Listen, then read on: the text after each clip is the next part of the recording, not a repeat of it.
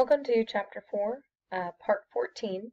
In this lesson, you are going to learn how to resize graphic frames and to resize graphics.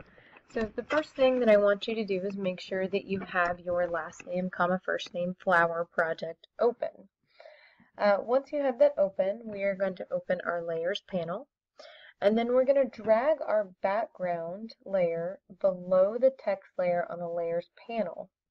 So we're going to click and then drag below the text layer. So now that our background is behind all of our other layers. Now we are going to click on our image layer so that any edits we made are being made to our image layer.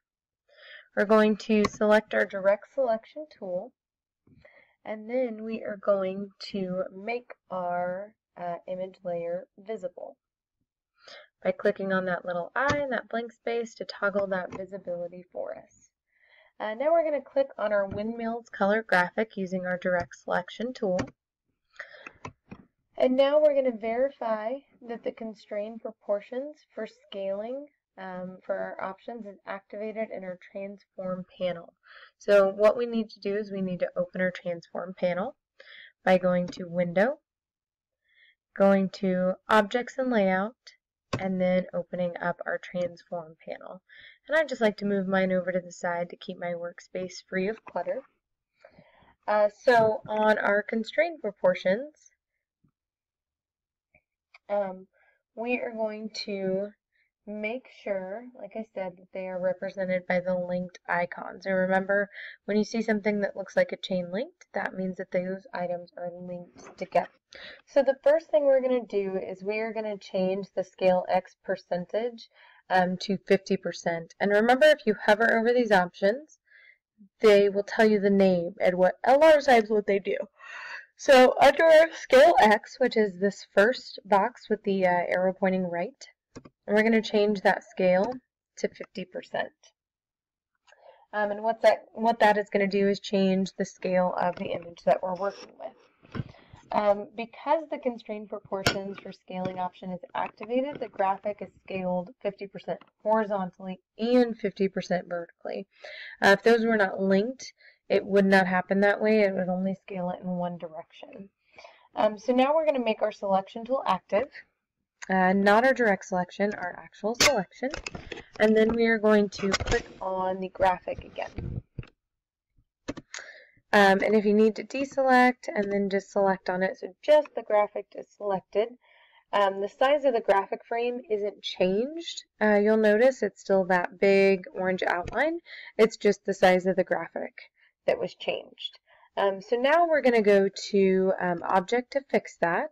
So click on Object in your application bar, and then we're going to click on Fitting, and we're going to select Fit Frame to Content so that we don't have an extra frame and that it's resized appropriately. So Fit Frame to Content, and now you'll see our frame is resized to the picture of our graphic.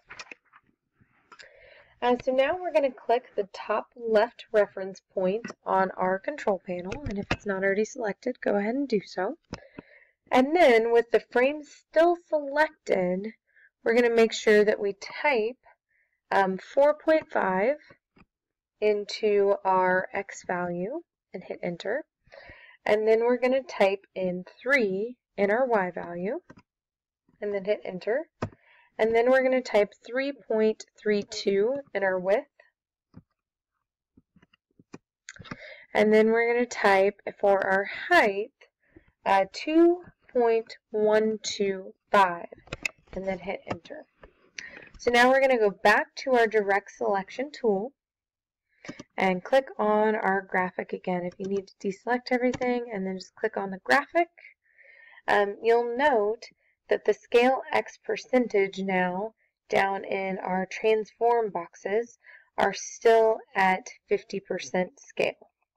So now we're going to go to our object, and then we're going to go to Fitting again, and we're going to select the Fit Content Proportionally option. And it's going to transform the graphic so that it's scaled proportionally to the to our frame. And you'll notice now in our transform, it's no longer at 50%. So we're going to deselect everything. So go to our selection tool, click on the pasteboard to make sure that we deselect everything. And then we're going to click on the graphic. We're going to go to Object, and then select Fitting again.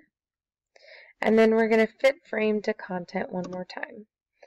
And so now the right edges of the frame move to the left to fit the right and left edges of the graphic. And then we're going to deselect all and save your work. And remember, you don't have to do a save as. You can just go File, Save, because you will use the same file for your next lesson.